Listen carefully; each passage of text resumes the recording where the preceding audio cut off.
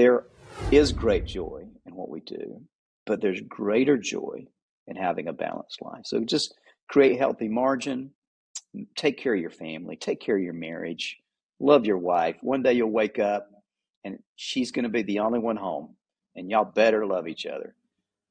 Love your kids well, be a friend, and do it not for praise or glory, but just do it because it's right. Welcome to Build Your Culture Brand with Dr. Jay Rains. As leaders, you have the ability to design and lead culture intentionally. Hear from culture leaders who are moving from a values list to values lived. Hey leaders, welcome back to the Build Your Culture Brand podcast. I have with me today my friend Jonathan Purser. He's a Chick-fil-A owner-operator in Calhoun, Georgia. Thanks for being on the show, Jonathan. Thanks, Jay. It's good to be here. So I'm excited about getting into your story. There's so much, we want to unpack. Just kind of the highlights are you started this year. You're actually rounding out 25 years at your current location, and actually on the same day retiring. So we want to get into that story. I know there's been a lot of questions about that, but it's all a good thing, and we want to hear the wonderful story about that. And before that, you served at Chick-fil-A Windy Hill there in the Atlanta area. So we have some story I want to unpack there as well. But kind of to help people get to know you and your personality a little bit, we like to ask this fun question about what would be your leadership kryptonite or superpower. We'll start with your positive, and then maybe something challenging your kryptonite, what works against you as a leader. So Jonathan, what would be your superpower if one of your leaders were to name one of your superpowers? So I asked a couple of our leaders that question just today. I think the summary would be highly responsible. So if you look at the Big Five personality assessment, my conscientious score is 90 plus. So I have a high level of responsibility, follow through, take care of business, just take my role very seriously. Wow. Okay. I would imagine that develop high trust then from your team members, probably high loyalty. They know they can depend on you. Yeah, and I appreciate you asking your leaders. That's always, hopefully you're surrounded by truth tellers and they can just speak truth, good or bad, into your life, right? Mm-hmm. So, Yes, of course. That's good. Well, what would they say or you say is your kryptonite? What works against you as a leader? So as I've learned through many years of coaching and therapy, our blessing is our curse and our curse is our blessing. So the other side of responsibility is sometimes a lack of margin, just not knowing when to stop, not knowing when to allow other people to own pieces through the years. I think I've gotten much better at that, but especially early on, I was much of a control freak. I really needed my hands on everything in the business, and I did everything in the business. In those days, we were the single leader in the business very often early on. So just not knowing when to stop and feeling like you are literally responsible for everything that happens in the business. Great awareness. Sounds like you've worked through some of that. And I think that might pop up in a couple of stories here in a minute. But I actually see that, played out not only among operators, but leaders in Chick-fil-A's and other businesses. We're usually promoting highly responsible people, right? And then they end up kind of staying too deep in the business and keep their hands in too deep. So what would you offer as advice to someone who is struggling with taking too much responsibility? Well, I think we're stealing an opportunity for others to grow. And I think the wisdom that I received not long after I got into the business was it's not our responsibility to do everything, but it is our responsibility to develop others. And part of the development of others is allowing other people to take ownership, even if that means sometimes they fail. And certainly if it means sometimes they do things differently than the way we would do things. Tim Disciples has really challenged us to give leaders real responsibility in the business. He's also challenged us, as have many other leaders, to allow people to fail. And we sometimes say that Chick-fil-A is the best place you can fail because we're going to love you through it. We're going to forgive you in it. We're going to support you, where in many places, if you fail, it can be terminal. Mm, that's great, great advice. So appreciate that early encouragement here at the beginning of the podcast. Just kind of get that. I like to give the good stuff first. So that was great. Just, man, if you have to run, you're not able to finish this podcast, that'd be good to take with you. In fact, I'm going to go pretty deep, pretty fast here. I'm going to ask kind of really our toughest question right now. What is a perceived failure at the time that ended up propelling you forward? That's a great question, Jay. Thank you. First of all, when I got to Windy Hill, it was the second highest volume restaurant in the chain. It was our 8th freestanding restaurant. So we were certainly breaking some new ground there. And it had previously been a company owned and operated restaurant. So when I had the opportunity to become the owner operator, it was something of a departure for that particular location. But early on, had some success, was able to grow the business volume wise, and was able to generate some fairly healthy profits. And so early on, I believed that I was actually a very good operator. And about 5 years in, I had a consultant who was working very hard to help me to grow, a business consultant. And I was just not willing to accept his encouragement and his help. And there were some things in the business that were not meeting his expectations. And so, as a result of my inability to be coached and to grow, and his expectations on the results of the business, particularly around the area of cleanliness, it wasn't really a numbers thing. I've always been pretty good with numbers, but just keeping the place clean to his expectations. I was actually placed on a 30-day probation as an operator. And I was told that you have 30 days to turn this around or you will be terminated as a Chick-fil-A operator. So this is our liaison between the corporation and us. And Chick-fil-A is best summarized as a partnership more than a classic franchise. And so both parties, both the operator and Chick-fil-A Inc. have a 30-day notice capacity within the contract. So within 30 days, I could terminate my contract. Within 30 days, Chick-fil-A could terminate the contract as well. And probably different from maybe today when things are maybe a lot more nuanced than they were in those days. Those individuals did have tremendous authority and power over your business and over your opportunity. So it was a very real threat that I was facing. So that was a moment of failure. What came out of that? How did you grow and learn, and what changed with you after that? Henry Blackaby says that we all come to a crisis of belief at some point in our faith walk. And I think for me, it was a moment of truth relative to, was I going to succeed as a Chick-fil-A owner operator? I'd had some success, so I knew I could be a success, but I also had a lot of self-doubt. And on the Enneagram, I'm a 1, which is a moral perfectionist. So I have an inner critic that's always talking. And so my first impression was, well, this is the end. I need to start thinking about what's next. But I decided to pause. I decided to seek some wisdom from some individuals that I had a lot of confidence in. I had been selected as an operator by our recent retired president, Tim Desopoulos, who at that point was as a director in the Southeast region. And so Tim had selected me for the restaurant. So the first thing I did was call Tim. And I said, this is what's going on. I need some advice. You placed me here. What should I do? And Tim, in his very gracious and wise way, said, tell me what's going on and just pause, think about where you are, think about where you want to be, and everything will be okay. And I think I started making some changes, but I also think that, and quite honestly, I think Tim interceded on my behalf within the business and really went to bat for me.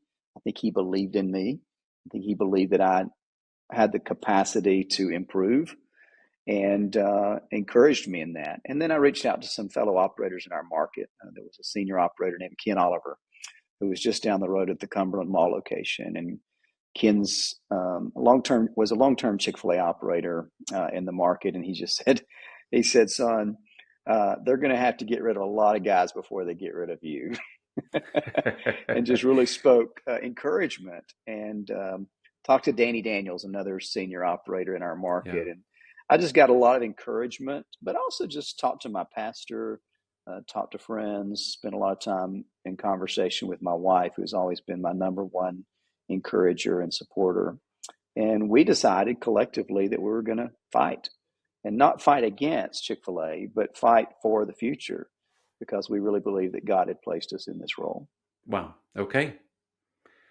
And so also they had the list of, challenges. Were there some things that you were able to do to turn some of that around, or did it take a longer period of time? How did that go? Well, immediately, we just went into the restaurant and just started cleaning, and we cleaned from one end to the other. My wife and I spent whole Sundays there just cleaning and Wow. bringing in team members and leaders, and we were determined to meet the expectation that Chick-fil-A had for us. And it was a large store. In fact, the store had been built as a test prototype, and it was the largest footprint restaurant in Chick-fil-A. And so there was a lot to clean, and we just did everything we could to turn the ship around and into a place that we thought was putting us where we could win there. And then shortly thereafter, Chick-fil-A reorganized the consultants in the area, and I received a new consultant who had a little different approach. And he was a consultant that many of us love and respect, and I had known him early in my career, and his name is David Turner, retired just a few years ago. And David just came in with a little different approach. He said, "Jonathan, what do you want? What does a win look like for you?" And I remember saying the first time he walked in the restaurant, "A win looks like you taking my keys and letting me out of here. I'm done. I don't want to be here." Oh, wow. And he just kind of smiled and said, "No, Jonathan, what do you really want?" And David just had a way of coming alongside you and guiding you to a better Mm. place. And so we began to talk about other locations, a better fit, a different context. And really, that's when this conversation started about Calhoun. Calhoun was not on the list, it was not on the map. We advocated for building a restaurant in Calhoun with Chick-fil-A, and really convinced them that it would be a successful restaurant in this small market. And after a number of years, we were able to relocate to our current location. That's incredible. Thanks for sharing that story and the transparency behind it. I've always appreciated that about you, Jonathan. I've known you for a few years, and I just appreciate your heart, and it's just open, and you're willing to share. So thanks for sharing that story. I know, as we talked earlier, that you've been able to use that story in some powerful ways with other operators who are in very difficult moments. So right now, there are questions coming at you. I know we're about to be around a lot of other operators in a few days as we record this. We're just heading into next here coming up. I'm sure you've already gotten this question, and you're going to get it more. Like, they're going to be asking, "Jonathan, you're young, you got years ahead. Why now? Why turn in those keys this year? What's driving that motivation?" Thanks for that question, Jay. And it is a question I receive on a regular basis. At least once a week, I have a call with an operator, and sometimes twice a week, regarding this transition. And, we don't believe in retirement in the sense that we stop doing. We do believe in transitions. We believe in seasons. Ecclesiastes says there is a time and a season in life, and we believe that from time to time, God will call us into a new season, and that's really what I believe is happening with us. So for Crystal and I, it really kind of started, 6 years ago when we had our first grandchild, and we realized the tremendous influence we could have on that life in partnership with our children. Currently, we have 8 grandchildren, with the 9th on the way, and it's it's not possible for me to do all the things that I want to do with those grandchildren, to have the influence, the daily contact that I want to have with them, and be true to my role as an operator of a Chick-fil-A restaurant. I mean, we're always making choices. There's always trade-offs. I need to be at this event, but I need to be at the restaurant. I need to have this meeting with the leader, but there's a recital tonight. There's this tension that exists, and it did with our children as well. But with our children, we could always generally make it work. Our grandchildren are not in the city that we live in. It requires, moving around. It requires going from one town to another, planning. We had a recital 2 weeks ago, and I was almost late to it because of a last minute situation at the restaurant. And so we want a season when we can totally devote ourselves to serving our family through our grandchildren and pouring into their daily lives. So that's really the biggest piece of the puzzle. And but I want to say this too. We have been so fortunate to be in the role that we're in as operators. At 60 years old, I can step away from my income drawing role because of the blessings of being an owner operator of a Chick-fil-A restaurant. And so I can do this because of the blessing and the opportunities and the stewardship that we've operated within the business and our finances. But this is not possible for everyone. So I recognize that this is not something everyone can do. I also recognize this is not something that everyone needs to do. And so if you want to die behind your front counter ringing up that waffle fry, that's okay. That is It's all perfectly right. fine. And there is no judgment. This is a fingerprint issue, right? This is every person's plan is Yeah. distinct. I talked to guys who say, I just don't know what I do. And I said, well, don't leave. If you don't, Gary Geddes, who's a former operator, says, we don't go from something, we go to something. We don't retire from something, we retire to something. And Gary was a long-term Chick-fil-A operator, left in the prime of his life, and has had a wonderful life since. And he was the operator that produced Temptosapolis and many other staff and operators. So, but he stepped away in his prime because he saw the reality that there was something else, and this is kind of point two, there was something else he was more passionate about than what he was doing for a living. And that's another big push in us is that, I serve with LifeShape, which is our international mission sending organization for operators and staff, where we teach leadership around the world. I've been able to go on 16 international projects with them and helping develop leaders for them. And I enjoy that work more than I enjoy being in the restaurant. I'm more passionate about that work than I am about being in the restaurant. So when your passion, Dan Cathy told me something some time ago. Um, he said, really, really work on your side hustles, Jonathan. You need to work on your side hustles. And I'm like, why is Dan Cathy telling me to work on my side hustles? Well, Dan's Of got a all couple of side people, hustles. right? Yeah. But I mean, what are you talking about? What he was saying was Chick-fil-A is not all there is. And as wonderful Yes. as this opportunity is, it's not all of life. This is not a life sentence that we've been given as operators. It's a privilege, it's an honor, it's a thrill, it's a joy. But when your passion is more readily reflected in another work, then maybe it's time to close one chapter and open another. So that's kind of the second big idea. And then the third thing I told you before is just opening up an opportunity for another individual to get to do what I get to do. I love Andy Duncan, who says, we have the greatest job in the world. And we do. We've got the greatest job in the world.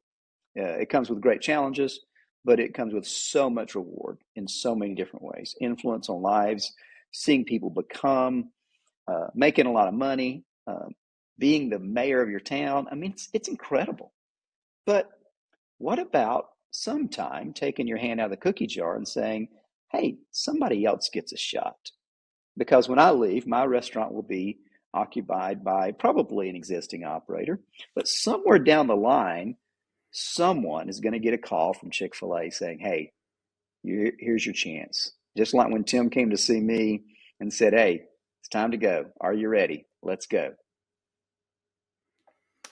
I love it. Thank you for unpacking that. And I hope that helps someone out there that, maybe they're looking at retirement way down. I know you're not saying this is retirement, but that kind of turning in your keys moment, they see that as decades away. But I think it's really important to start thinking about what would that look like? What would be a good reason to step away? And then if you vote to stay in, that's even a stronger vote to stay in. But I also a couple other thoughts there. I do know at least one person who's wanting to head your way. So hopefully, as soon as they'd like to put their name in the hat there, and so they're already looking at Right, that. right. And Yeah, then I'm yeah. sure there's Very others. exciting. Yeah, Yeah, yeah. there's a What a few. great There's a few. great opportunity. And then I do remember, I was I bumped into you on one of your international trips. I was headed to Right. go work with my business in India several years ago. It was 5 years ago. We bumped into each other. You were with a team, and so we got to share a flight together overseas, and that was Hmm. fun to just Hmm. bump into you and be able to reconnect and see you living that part of your dream, doing your side hustle. So it was Yeah, exciting to connect yeah. there. Jonathan, I've always heard people speak of you in such respectful ways about how you lead your organization. I want to dive into a little bit about your leadership with your team and how the kind of the culture that you've built there 25 years at Calhoun. But my first question is, what do you feel like is different about how you led at Windy Hill as opposed to how you've been leading currently at Calhoun? What would be some differences between those two? It's a great question, Jay. And if you remember the story of my early days, I had a lot of success early on. And I think, quite frankly, it went to my head. I really believed that I was the answer to all the problems. And so my view of people, therefore, my view of culture, was very much transactional. I believed that I needed people to operate the business. Therefore, I cared for them simply because I needed what they brought to the table. I needed their functionality. If I could have found robots to do what was needed to be done, I would probably have employed robots. I really just I wasn't heartless, but my function of culture was to get results. I'm a DI on the DISC scale, and my D is like 99%. So I need results.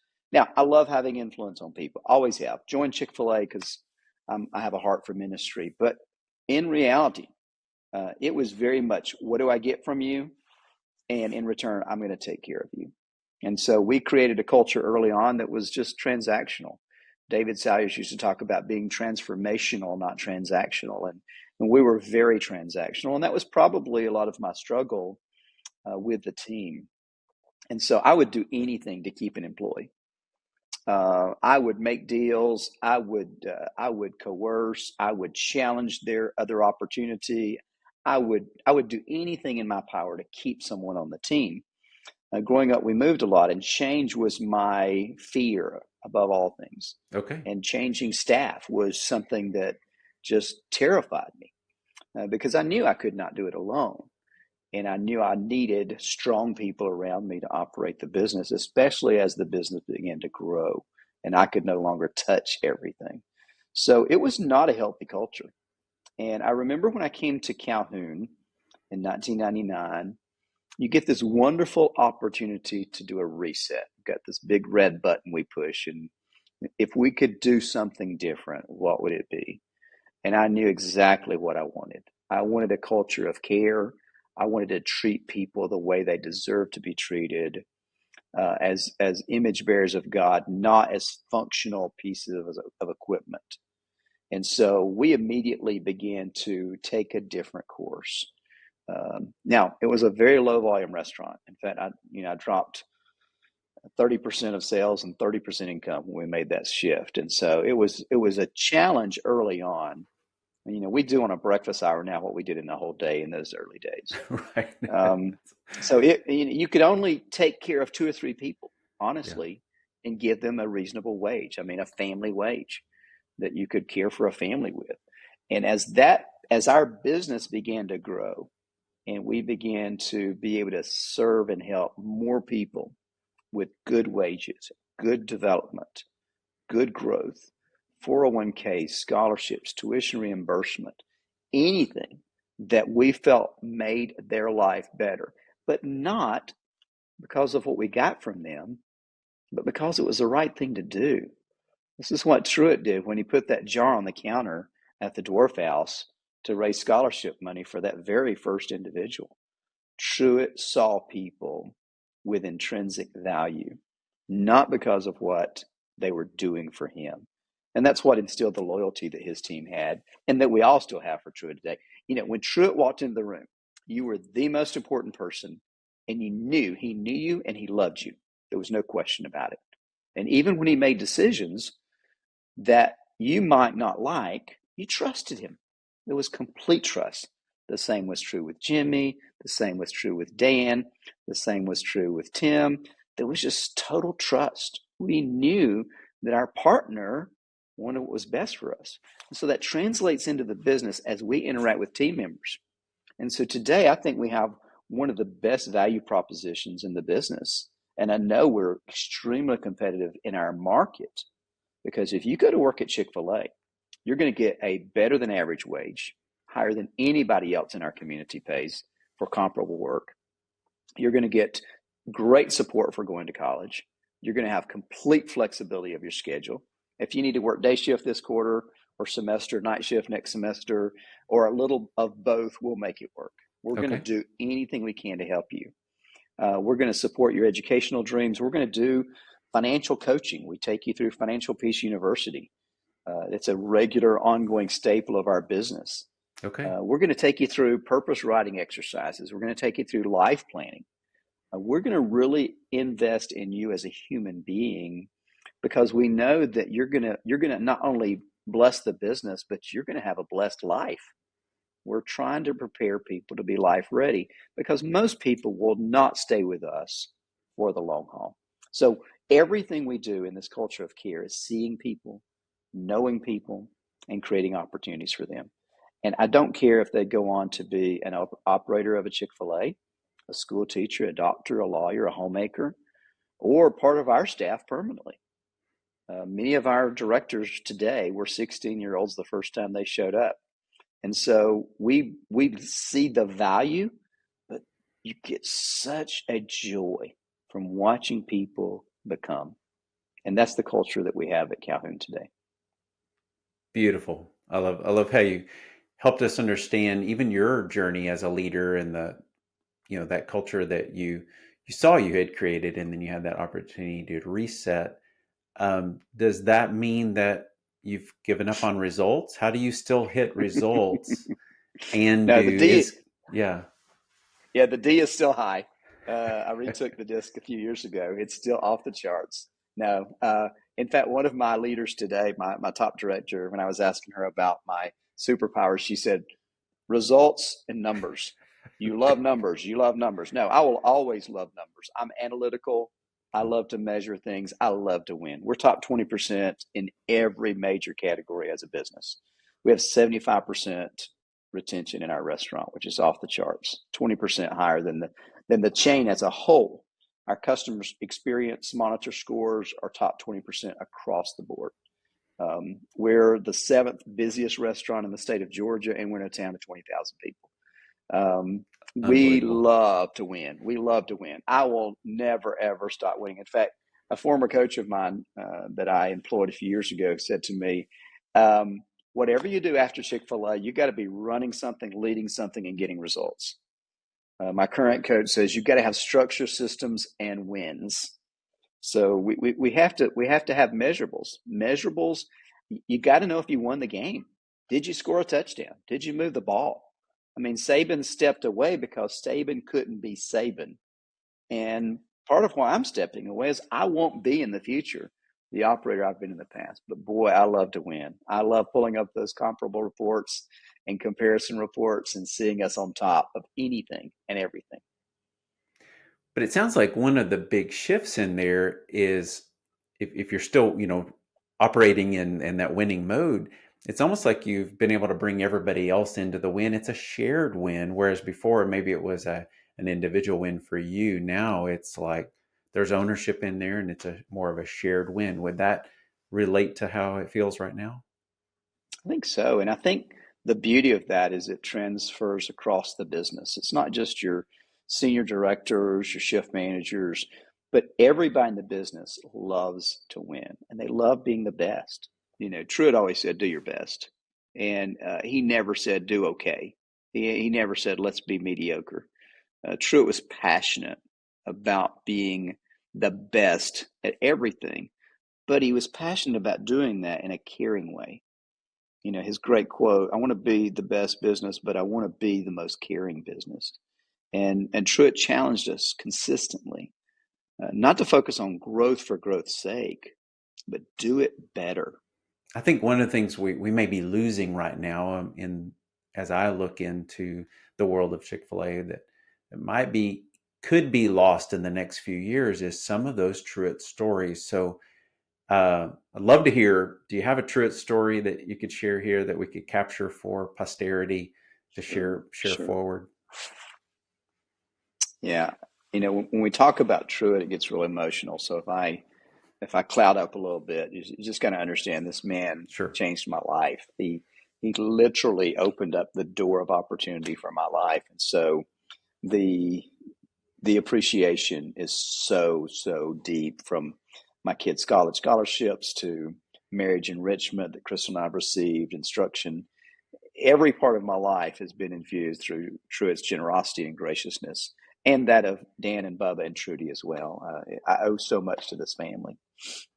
But my favorite Truett story, and there's many, was actually many years ago. We had just opened Calhoun, and Truett had been invited to speak at our annual Chamber of Commerce banquet. And I had been able to get with Martha Lawrence, and we had worked everything out. So Truett was going to come up and spend not only the evening, but an afternoon in the restaurant with us. So we had Truett all to ourselves for an afternoon and an evening, and we were simply delighted. And I had had Truett in my restaurant many times before, but this was my day, and this was our community, and we were just really laying down foundations in Calhoun. So Truett came in his beautiful way of connecting, seeing people, talking to people, learning their stories. Tim Deslopoulos was amazing at connecting with people, but he couldn't touch Truett. It was supernatural. And everybody felt like they were the center of the place. So giving away cows, signing books, kissing babies, just all the beautiful things that Truett did. Got this wonderful picture of just him talking to some of our leaders and engaging them deeply. And a few minutes before we had to leave to go to the event, Truett pulled me off to the side and he said two things that I'll never forget. He said, Jonathan, do you think I could get something to eat? And it just blew my mind. I said, yeah, Truett, anything you want. He said, do you think I could have a kid's meal?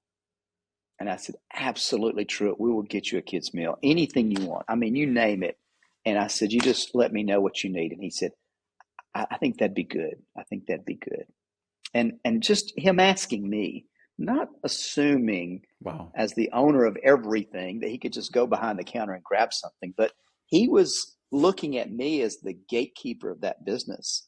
And he Wow. felt like he was there at my privilege, and would succumb himself to my authority in that moment. And it was just beautiful. But what really struck me a few minutes later is he called me off to the side of the dining room, and he had just been putting on a show. I mean, it was a clinic on customer service and marketing. And he said, Jonathan, I need to ask you a question. And I knew at that moment I was fixing to hear something that I would remember for the rest of my life. I said, this is going to be my Truett moment. He's going to tell Yeah. me something wonderful about me, about him, about the business. He's going to give me some nugget. This is going to be rich. But he surprised me. He said, Jonathan, do you have a DFACS office in Calhoun? Department of Family and Children's Services. Wow. And I said, yeah, Truett, we have a DFACS office. I thought he was measuring the size of our town. Are we big enough to have a jail and a DFACS office and, public services? And he said, well, I was wondering if we could just find some kids that we could do something for. And that's when I realized that all the stories and all the videos didn't do justice to who this good man really was. He had a compulsion to serve those less fortunate. He had a need before the day ended. And I've heard this story repeated many times from other people. He couldn't go to sleep without serving somebody. And he loved to serve children because he saw their innocence and he saw the opportunity of what they could be. He went on to write the book, It's Better to Build Boys Than to Mend Men. He went on to create WindShape and all the wonderful things that we know about. But he needed to serve because he recognized the tremendous blessings of his life. And he had this compulsion to share it and to give it forward. A few minutes later, his driver came over and he said, "Hey, Truett, we got to go." And we went on to the event. He gave his incredible speech like he always does. And he was the rage of Calhoun. I mean, it was the talk for weeks. But what I'll still remember until I die is that it wasn't about a chicken sandwich. It wasn't about sales. It wasn't about me. And it wasn't about him. It was about others. So when Truett would say, joy is Jesus, others, and then yourself, he actually meant it. It wasn't just talking points. It was his heart. Incredible. Thank you for that. Thanks for sharing that. Well, Jonathan, thanks so much for being on the show and giving your time. I have one final question. What might you offer as advice to someone who is somewhere in the rearview mirror of where you're at right now? They're on their journey. What kind of advice might you offer them, whether they're starting out or whatever point in their life? Well, first, Jay, thank you for the opportunity to share this time. I'm really grateful, very humbled to be a part of this. But, I think about what I've learned, and it's fairly easy to summarize because it's changed my life. And that is that we all need to create healthy margin in our lives. The business can tempt you into becoming a person that you really don't want to be. The success of the business is very tantalizing, and maintaining success can be like a siren in one of the old classics. It can really be compelling. So I think for all of us, we've got to build our life around something that's bigger than success and certainly bigger than our work.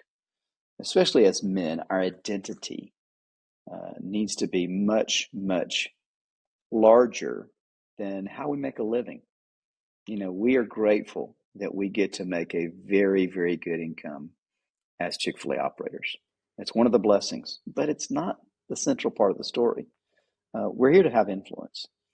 And as we keep ourselves in balance and maintain healthy margin, I often say to young operators, build your life around something that does not have a henny penny involved.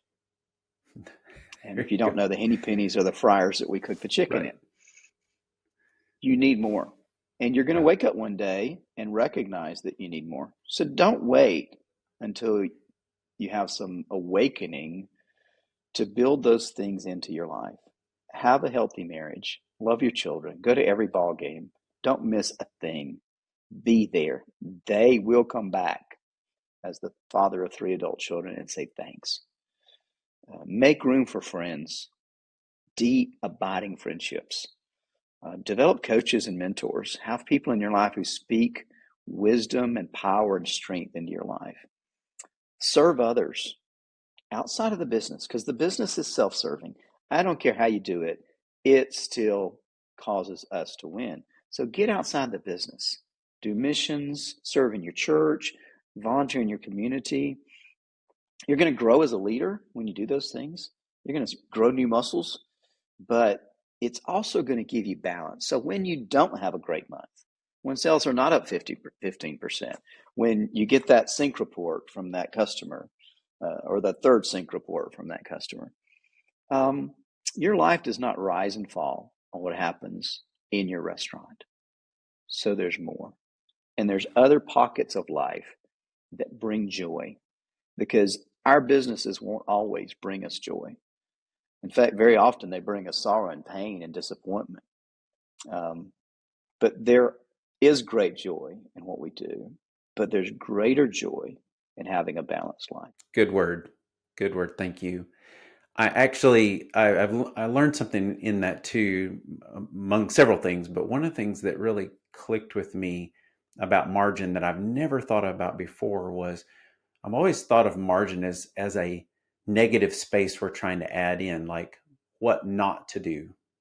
But what you just did was you said, aim for something that is larger than just this. So it automatically in my mind, I see this margin that emerges of the margin is doing that larger thing, having that larger purpose. So I thank you for that. It's a gift, and I want to use that in my own Yeah, life. I think you think about life planning, and I know you probably do a lot of that with your clients, but Yeah.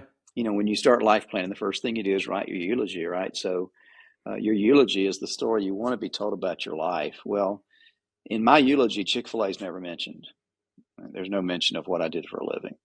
And it's not because I don't appreciate the opportunity and love what I do, and frankly, pretty good at it.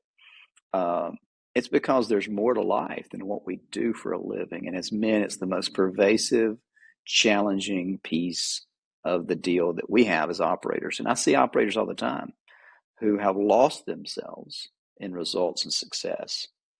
Um, I've written a lot about that on the operator forum to try to encourage people and not to condemn anyone because I've been subject to it myself. But I spell rest this way. R is to retreat, to pull back, to get away, to take something out. You mentioned that void, and you do need to create that. E is to engage in other things. So I say scripture, prayer, journaling, but also service can be one of those. S is silence and solitude. You do need some time away. I have to have time away. Crystal will tell me, she'll say, you need to get away by yourself, and I'll let you know when you can come back. Right. And then T is time. You've got to build some sequence into this. It's got to be time. Tim used to talk about library days every Wednesday. So there's got to be some regularity. So retreat, engage, silence and solitude, and service, and then time. And I think as you, and I'm sure somebody said that before I did, but it's something I've been developing for many years. I think we can find the right margin that we need. And we're not good at being still. We struggle with boredom. We do not like sitting on a beach reading a book. That I don't know an operator in the world that's where they would like to be. But there are some disciplines. It's kind of like I think it was Dallas Willard said to to create margin, we've got to ruthlessly eliminate hurry from our life. And sometimes you just have to force yourself. So Crystal and I are going to go to the Amalfi Coast for 3 weeks after I retire from Chick-fil-A, and we're going to sit on a beach and we're just going to sit there. Like we're not going to go see everything in South Italy because we've seen Italy. We're going to go just to be still and just to get reacquainted and just to love on each other and appreciate God's blessings. So Wow. it's dreadful. I'm going to have like 10 books, but it's what you got to do. Well, at least you picked a pretty spot that could Oh, it hopefully looks distract so your nice. attention. So, It looks so nice. I haven't been to that part. We haven't been below Rome, but we're looking forward to oh man. Well, send some pictures after you're done. So I'd it. Yeah, love to I will see be it. unplugged. That will Yeah, be my sabbatical. Don't call me. I'll check back with you later. that's awesome. Well, Jonathan, thanks for taking the time to be on the show, and I look forward Certainly. to doing this again. Thanks for sharing stories and wisdom, and appreciate your time. Well, I appreciate what you do, Jay, to serve operators and help us, create good balance and be successful. And I always like to say this because sometimes my message is a little weird. I'm not against success. I'm a big proponent of success. I love to win, and I'm grateful for the win. I really am. But it can be a shallow victory if there's not some balance, and I think that's part of what I discovered. So, man, we need to win, and Jim Collins is famous for saying the world needs Chick-fil-A, and I like to say, well, the world needs Jesus, but yeah, Chick-fil-A is pretty good at reflecting that you can win and not win on Sunday and not have to give your whole soul what does it profit a man if he gain the whole world and lose his own soul? We are a good testament to balance. Dan likes to say our greatest testimony is when people drive by and see the lights out on Sunday. And I think that's very true. Incredible. So, appreciate what you do. Thank you, sir. All right. Yeah, good to talk to you.